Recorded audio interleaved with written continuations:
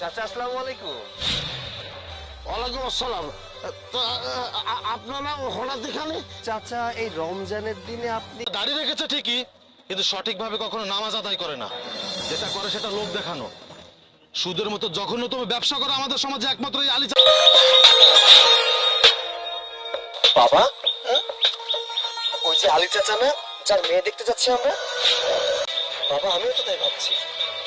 চল তো বাবা গিয়ে দেখি। হ্যাঁ চল। হঠাৎ এখানে? আপনাদের না বিকালে আসার কথা ছিল? হ্যাঁ চাচা বিকালে আসার কথা ছিল, কিন্তু ইফতারের পরে আমার একটা কাজ আছে। কই বাবাজি, আমি তো ভাত খাচ্ছি না। ওই মেয়েটা ভুল করে ভাত নিয়ে এসেছিল তো, তাই একটু দেখছিলাম আর কি। এটা সিয়াম সাধনার মাস। এই বয়সে যদি রোজা না রাখেন তাহলে আর কবে রাখবেন? আচ্ছা ঠিক আছে, আপনি রোজা রাখেননি ভালো হয় না, কিন্তু আমার মেয়ে খুব পরিষ্কার, 5 ওয়াক্ত নামাজ পড়ে, আর রোজার মাসে এটা তো কথাই নেই। তুই তার মানে আপনারা কেউ রোজা রাখেন না? বাবা ইনারা কারা? তোকে বলেছিলাম না তো। আসসালামু আলাইকুম, আপনারা ভালো আছেন?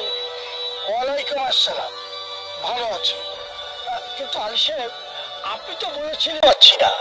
আমি বুঝিয়ে বলছি, এনারা আমাদের গ্রামে সবচেয়ে ভুয়া ফ্যামিলি। এই আলী চাচা দাড়ি রেখেছে ঠিকই, কিন্তু সবার সামনে উনি ভালো ব্যবহার করে, কিন্তু মুখোশের আড়ালে আমাদের ব্যবহার অন্যরকম। ওনাদের বাড়িতে যদি কোনো ভিক্ষুক আসে, তাকে ভিক্ষা না দিয়ে ঘাড় ধাক্কা দিয়েছিলাম, কিন্তু যখন আমি জানতে পেরেছি যে ওনাদের ব্যবহার এমন, তখন আমি বিয়েটা ক্যান্সেল করে দিয়েছি। এই ছেলে চুপ করো, অনেক বলে ফেলেছো তুমি। বিড়ি সিগারেট খায়। আমি চেয়েছি ধার্মিক একটা ছেলের সঙ্গে আমার মেয়েটার বিয়ে দিই, তাই আমি বিয়েতে তেমন আগ্রহ দেখাইনি। চাচা এসব কি শুনছি? আপনাদের ফ্যামিলি এমন?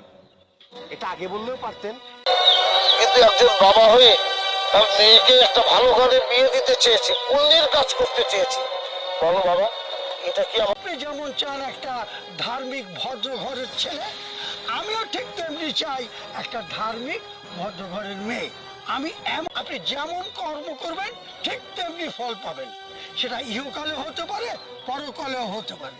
আর একটা কথা, আপনার ছেলের সঙ্গে আমার মেয়েকে বিয়ে দিয়ে আমাকে ভালো হওয়ার সুযোগ করে দিন। আমি আমার সয় সম্পত্তি যেখানে যা আছে সব নিজের ইচ্ছায় ভালো হওয়া যায়। ইসলাম সকল মানুষকে ভালো হওয়ার সুন্দর সুযোগ দিয়েছে। যেহেতু আপনি এত করে বলছেন, তারা সবাই যদি আগে পরিবর্তিত হতে পারেন, তাহলে আমি আমার ছেলের সাথে আপনার মেয়ের বিয়ের কথা পাকা করব।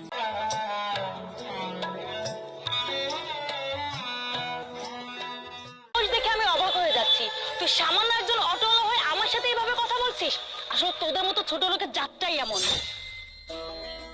ম্যাডাম ইফতারির সময় হয়ে গেছে, তো এখন আমি দূরে কোথাও যাব না।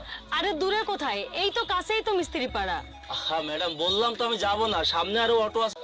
আমি তো রোজা, কিছুক্ষণ পরই আজান দিবে, আমার ইফতারি করতে হবে। আমি এখন কোথাও যেতে পারবো না, আপনি অন্য একটা অটো নিয়ে যান। আজান দিবে? ম্যাডাম আপনি কষ্ট করে অন্য একটা অটো নিয়ে চলে যান। এই রোজার মাসে কি ভন্ডামি শুরু করছো তোমরা?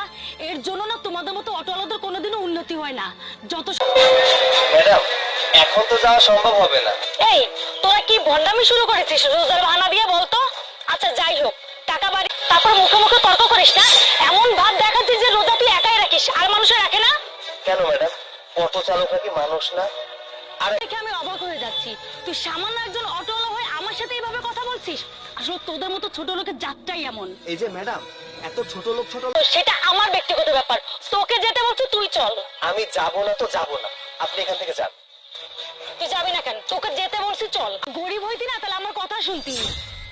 আরে আপু, কি হয়েছে কি এখানে? আরে ম্যাডাম ছাড়ুন না।